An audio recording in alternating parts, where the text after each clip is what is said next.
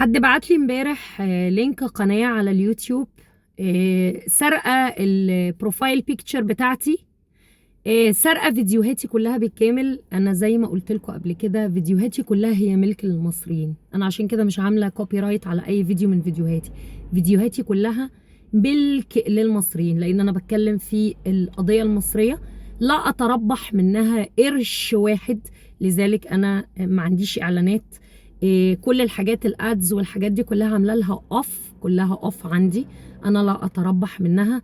وبقول المصريين يستعملوا الفيديوهات في النشر زي ما هم عايزين، لإيصال صوتي لكل الناس علشان الناس تفوق. لكن في نفس الوقت أنا مش هسمح إن حد يستعمل اسمي، لأن ده ممكن يدس بيه السم في العسل للناس، والناس ممكن يتم تضليلهم إن دي قناتي، وإن هم يشتركوا فيها ويبدأ يتنشر عليها حاجات تحت اسمي أنا، مسيئة للمصريين أو مسيئة ليا أنا شخصيا، أو ضد مبادئي أو ضد ديني أو ضد معتقدي أنا شخصيا. القناة دي سرقة كل حاجة، كل حاجة، البروفايل بيكتشر، الفيديوهات، كل الفيديوهات، كل حاجة.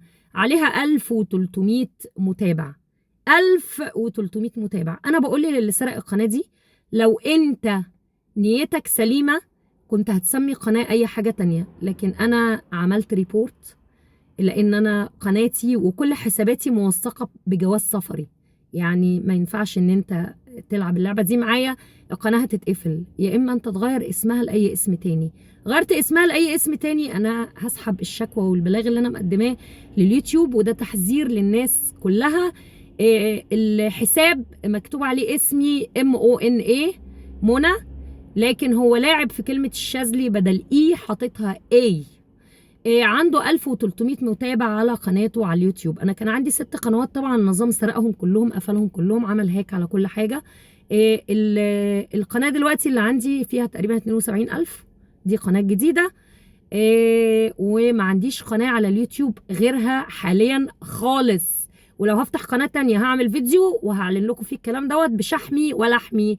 لكن القناه اللي كاتبه اسم العيله عندي بالاي ALSHAZLY دي قناة فيك، عليها 1300 متابع فيك، ده حساب فيك.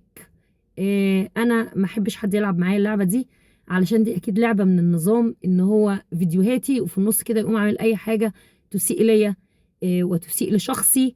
وده تحذير للناس علشان ياخدوا بالهم. باطل ما يحكمش، مستمرين ان شاء الله باذن الله لاخر نفس